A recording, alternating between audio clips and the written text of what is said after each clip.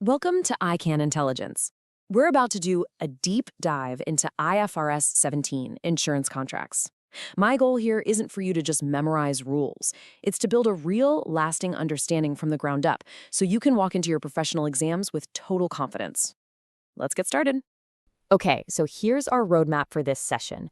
We're going to start with the big question. Why does this standard even exist? Then we'll map out its boundaries, what's in and what's out. After that, we'll get into the real engine of IFRS 17, the general measurement model, and see how it deals with both profits and, importantly, losses. And finally, we'll look at the simpler alternatives. So first things first, why IFRS 17? I always start here because if you don't get the why, the how will never stick. Understanding the problem that the standard setters were trying to solve is absolutely fundamental to everything else we're going to cover. Look, before IFRS 17, the world of insurance accounting was, well, it was a mess. The old standard, IFRS 4, was just a temporary fix. It basically let companies keep doing whatever they were already doing. Imagine trying to compare two insurance companies. It was like comparing apples and spaceships. You just couldn't do it. IFRS 17 finally brings everyone onto the same page with one single, comprehensive set of rules. It brings order out of that chaos. So what's the ultimate goal? It's right there on the screen. It's all about giving the users of financial statements, think investors, analysts, a true, faithful picture of an insurer's financial position and performance. Every single rule we discussed today is designed to serve this one objective. All right, now that we get the why, let's start drawing some lines in the sand.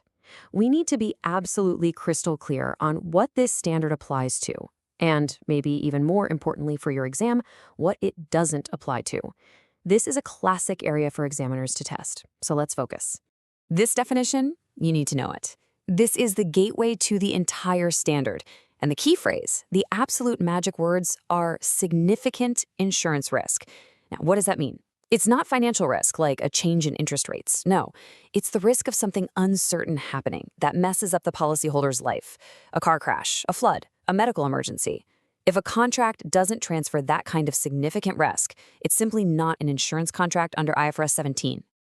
Okay, so what's in the club?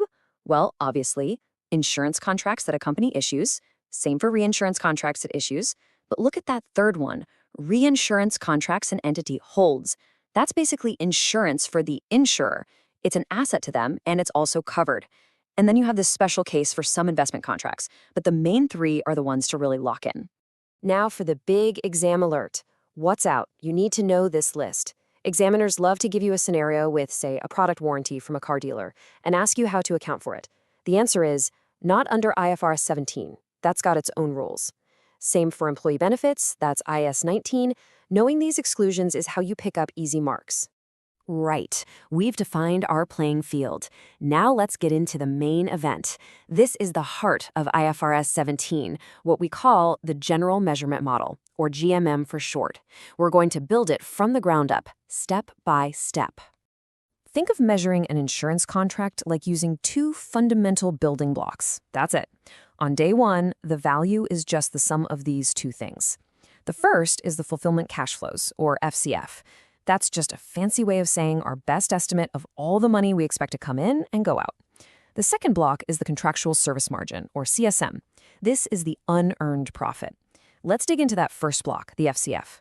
So the fulfillment cash flow isn't just one number we pull out of thin air. It's actually made of three distinct components. First, you estimate the future cash flows. Premiums coming in, claims going out. Simple enough. Second, you discount those cash flows because a dollar today is worth more than a dollar in 10 years, right? That's the time value of money. And third, you add something called a risk adjustment. This is to compensate the company for the sheer uncertainty of that non-financial risk we talked about. It's a really robust calculation. Now, for the second building block, the CSM. This is absolutely brilliant, and it gets to a core accounting principle. You are not allowed to recognize a profit on day one just for signing a piece of paper. That would be crazy, right? You haven't done anything yet. So any profit you expect to make is parked in this account called the Contractual Service Margin. It's a liability because you owe a service to the policyholder to actually earn it. Okay, so we've parked this expected profit in the CSM. It's sitting on our balance sheet as a liability. How does it get from there into our income statement as actual recognized profit? Well, let's take a look. Think of the CSM as a big pot of future profit. You can't just take it all at once. Each year, as the insurance company provides coverage, As it fulfills its promise, it earns the right to take a little bit of that profit out of the pot and move it over to the profit or loss account. It's a gradual release over the life of the contract. Now, this pot of profit isn't static. It's a living, breathing number. As time passes, you have to add interest to it because it's a liability that you're financing. If your estimates about future claims get better, say you expect fewer claims, that's great news. The CSM goes up. If they get worse, the CSM goes down. And of course, every period, you take a bit out as you provide the service. That's the profit you've earned, which goes to the P&L. All right, we've talked a lot about profits. It's all been pretty optimistic, but let's face reality. What happens when a contract isn't profitable? What if you can see from day one that it's going to be a loss maker? IFRS 17 has very strict rules for this. This is a critical question, and one you're very likely to face in an exam. An insurer might write a contract at a loss for strategic reasons, maybe to enter a new market. So how does the accounting handle this? You can't just ignore it and hope for the best. The standard gives us a very clear test. A contract is onerous if, right from the start, the money you expect to pay out is more than the money you expect to bring in. It's a simple bit of math. You look at your fulfillment cash flows, and if they add up to a net outflow, a loss, then bingo, you've got an onerous contract. And here is the golden rule, one of the most fundamental principles in all of accounting: prudence. When it comes to profits, we are cautious. We defer them in the CSM. But when it comes to losses, we are aggressive. You recognize the entire expected loss immediately, straight to the profit and loss account. And what about the CSM for an onerous contract? It's zero. There's no unearned profit to defer if the whole thing is a loss. Whew. Okay, that general model is pretty intense, right? It requires a lot of complex estimates and calculations. The standard setters understood this, so they provided a simplified option for certain types of contracts. This is called the Premium Allocation Approach, or PAA. So if you see an exam question that mentions a simple one-year car insurance policy, a little light bulb should go off in your head. Pow! This is the shortcut. You can use it for contracts that are a year or less, and instead of all that complex FCF and CSM calculation, you do something much, much simpler that's based on the premium you haven't earned yet. It's a huge simplification. Just a quick word on reinsurance held. Remember, this is when an insurer buys insurance for itself. So it's an asset, not a liability. The accounting is basically a mirror image of what we've just learned for contracts they issue. But here's the crucial takeaway for your exam. A reinsurance contract held cannot be onerous. You don't recognize a day one loss. That's a key distinction.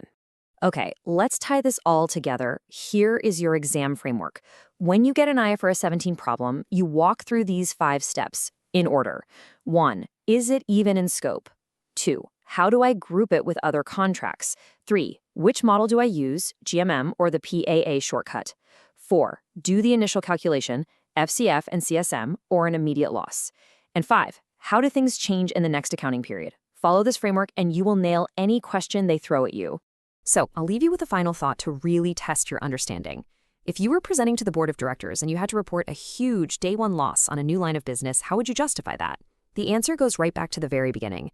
Recognizing that loss immediately is a sign of good accounting. It's transparent, it faithfully represents the economics of the contract. If you can explain that, you truly understand the core principle of IFRS 17. Thank you for joining me. If you found this useful, please do like the video, subscribe to ICAN Intelligence, and let me know in the comments which standard you want us to master next.